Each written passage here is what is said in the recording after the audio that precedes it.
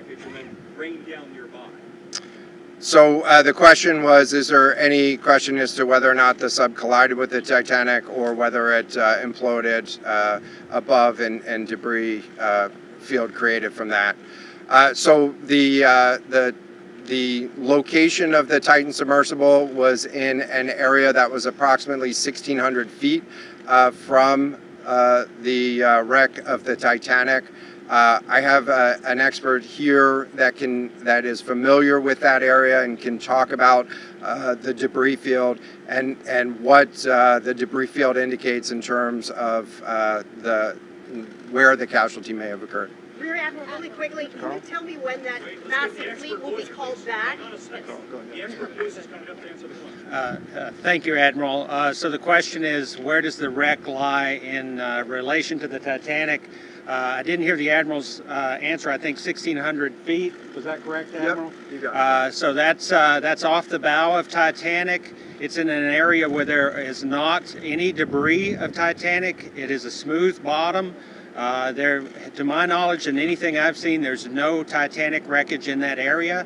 And again, 200 plus meters from the bow, and consistent with the location of last communication for an implosion in the water column. And the size of the debris field is consistent with that implosion in the water column. Thanks. Question. In terms of the timing here, you say that this was a catastrophic implosion. And I know it's early on, but is it your estimation that this happened right at the moment when they lost contact, an hour and 45 minutes after the descent? So the question was about the timing of the catastrophic implosion. Right now, it is too early to tell with that. We know that as we've been prosecuting this search over the course of the last 72 hours and beyond, that we've had sonar buoys in the water nearly continuously and have not detected any catastrophic events when those sonar buoys have been in the water. So, can you describe what happens from here, sir, in the next days and weeks in terms of finding any more debris? What happens from here? So we will, the question was what happens from here, what's the next phase?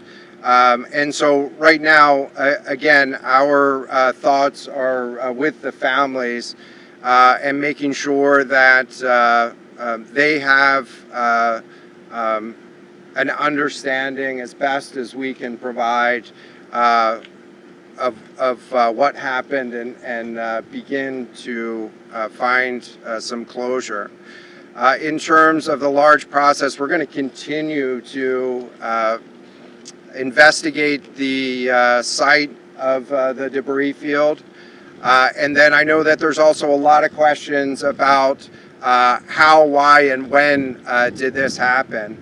And so, you know, those are questions that we will collect as much information as we can on now, while the governments are meeting and discussing, you know, what an investigation of this nature of a casualty might look like.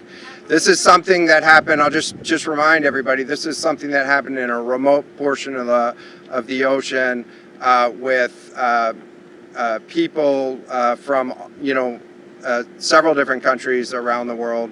And so it is a complex case to work through, but I'm confident that those questions will begin to get answered. Is there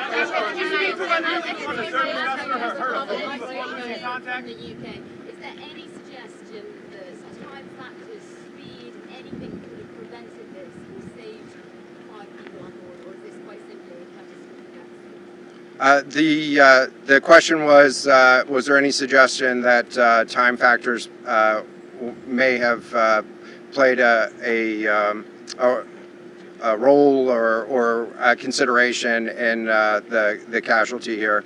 And so the debris field is consistent with a catastrophic implosion of the vessel.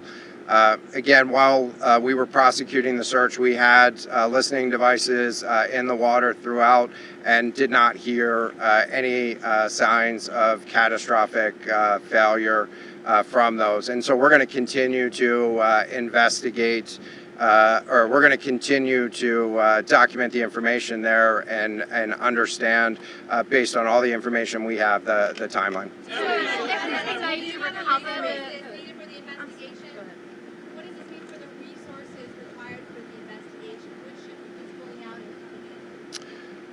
So the question was, what are the resources required for the investigation, and which ships will be pulling out and staying in?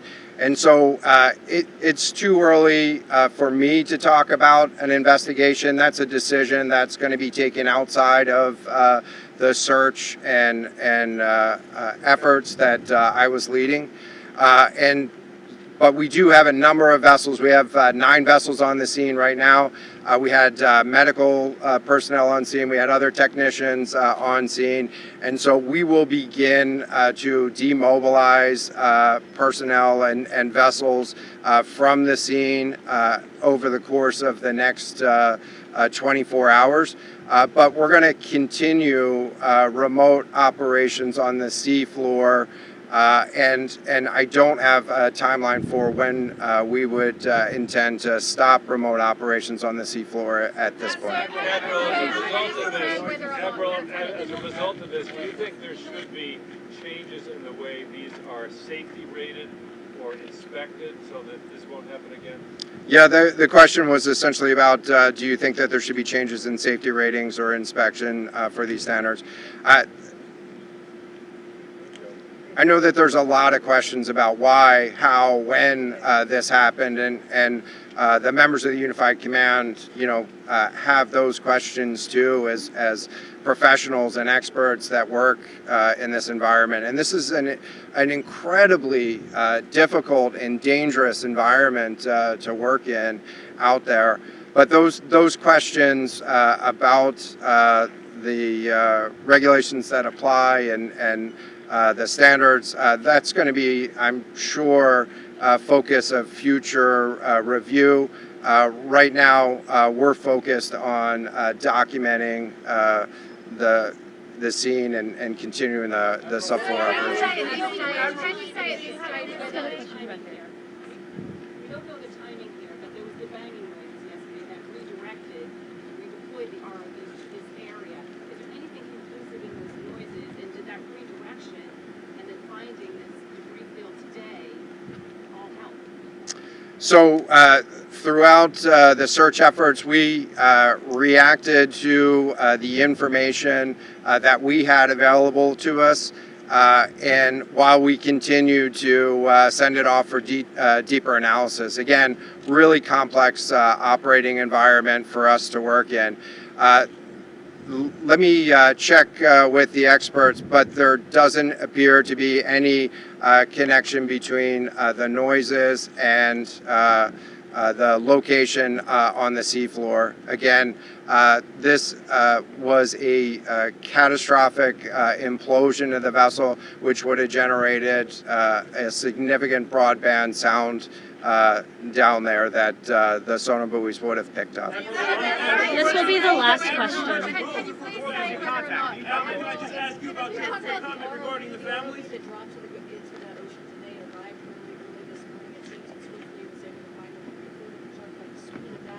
And also, were all of the assets involved moved as swiftly as possible to the area? And was any help turned away, as some lawmakers have criticized?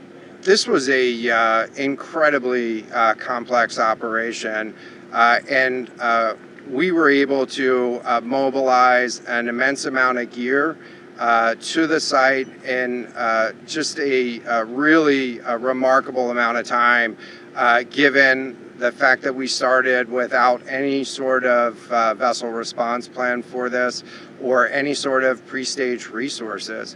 And so the equipment that was brought on site this morning that we were using was a pelagic ROV capable of operating at 6,000 meters, cameras, sonar, other articulating arms and resources on it.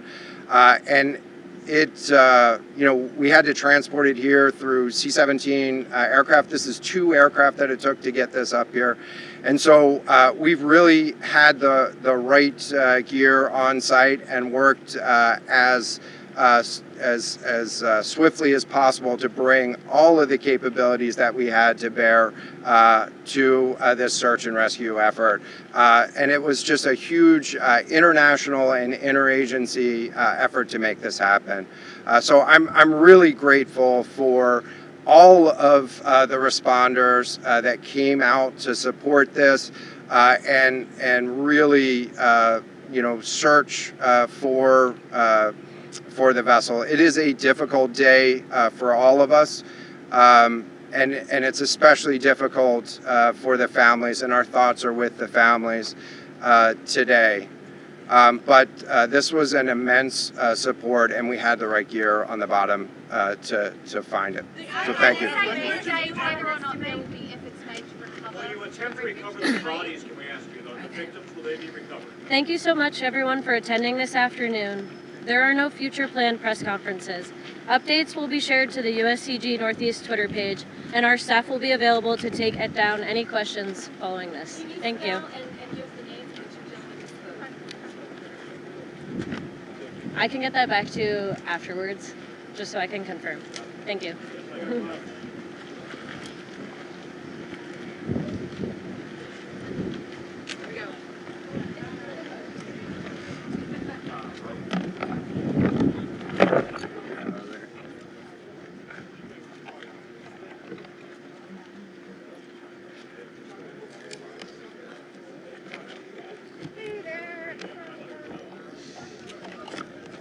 All right. Thank you, one and all.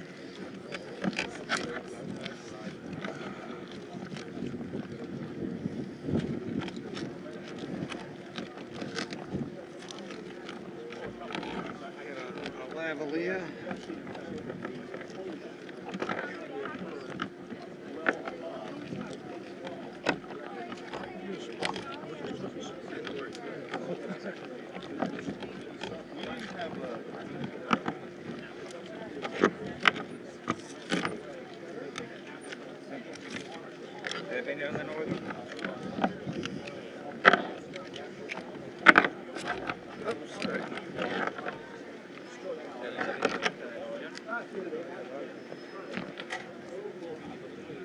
Yo estoy con